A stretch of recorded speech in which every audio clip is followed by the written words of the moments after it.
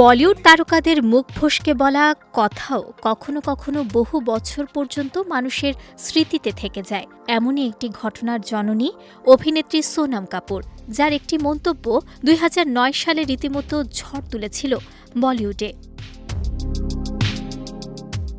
২০০৯ সালে আন্তর্জাতিক প্রসাধনী ব্র্যান্ডের শুভেচ্ছা দূত হিসেবে দীর্ঘদিনের প্রতিনিধি ছিলেন ঐশ্বরিয়া রাই বচ্চন। পরবর্তীতে ব্র্যান্ডটির নতুন ভারতীয় প্রতিনিধি হিসেবে যুক্ত হন সোনম কাপুর। স্বাভাবিকভাবেই বিষয়টি নিয়ে সাংবাদিকদের প্রশ্নের মুখে পড়েন সোনম। সেই প্রশ্নের জবাবেই তিনি ঐশ্বরিয়াকে নিয়ে এমন এক মন্তব্য করেন যা মুহূর্তেই বিতর্কে রূপ নেয়। তিনি ঐশ্বরিয়াকে আন্টি বলে সম্বোধন করেন।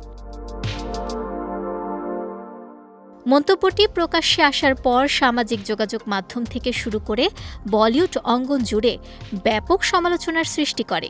অনেকেই তার বক্তব্যকে অসম্মানজনক ও অপ্রাসঙ্গিক বলে মন্তব্য করেন। বিতর্ক বাড়তে থাকলে সোনম পরে এর একটা ব্যাখ্যাও দেন।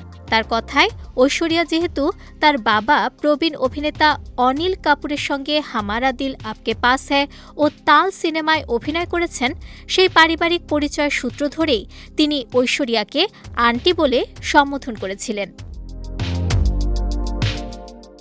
তিনি আরও জানান, ঐশ্বরিয়াকে তিনি বরাবরই সম্মান করেন এবং তাকে অসম্মান করার ইচ্ছা তার কখনোই ছিল না। সময়ের সঙ্গে সব তিক্ততা যেন ধুয়ে যায়। ২০১৮ সালে সোনম কাপুরের বিয়েতে স্বামী অভিষেক বচ্চনের সঙ্গে উপস্থিত হয়ে ঐশ্বরিয়া প্রমাণ করেন, পুরনো সেই বিতর্ক এখন অতীত।